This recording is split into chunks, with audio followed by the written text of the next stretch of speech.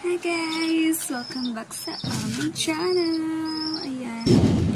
So, ngayon guys, gabi na. And nagsara na ako ng tindahan namin.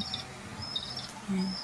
Ang papakita ko sa inyo guys, yung bagong bili kong dish cabinet. Actually, dish cabinet siya.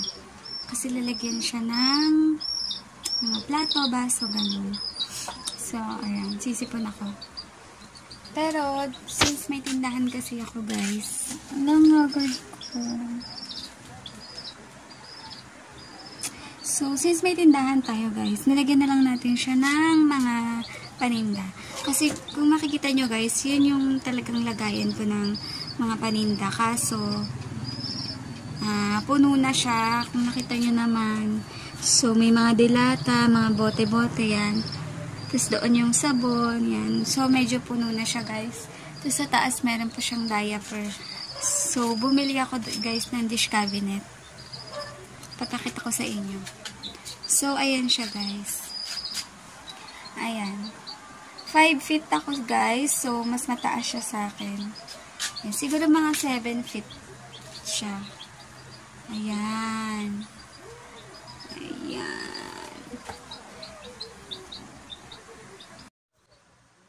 So, ang kagandahan niya kasi guys, pag nilagyan nyo siya ng mga noodles, hindi siya dadagain. So, ayan, meron siya mga noodles. Ayan, teka lang, lagyan natin ng ilaw para maliwanag. Yan, ang ganda. So, andyan yung mga noodles ko guys sa unang layer niya. Tapos dito guys, dito ko nilagay yung mga peanut butter, gatas, Energen, yan. So, yan guys.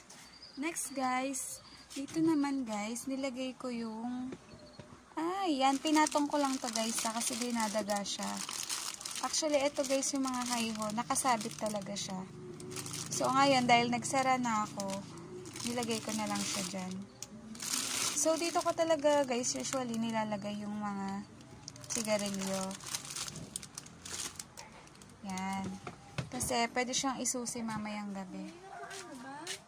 Yes. Hindi. Ayan. Yan si Hershey. Yan. Ang dalaga ko. So, dito guys, sa kabila, nilagay ko guys yung mga pera. Ayan. Mga papel. Ayan. So, ayun na lang yung natira sa benta kasi kinuha ko na yung iba. Kasi yun yung mga, ayun nga, mali. Ayan na. Tapos guys, dito, dito guys sa baba yung mga kape, yan, yung mga tang, yung mga, yan, ganun. Tapos, meron pa siya dito, yan, sobrang nakakatuwa siya guys, kasi ang dami niyang pwedeng ilagay, ang dami niyang lalagyan, ang dami niyang compartment.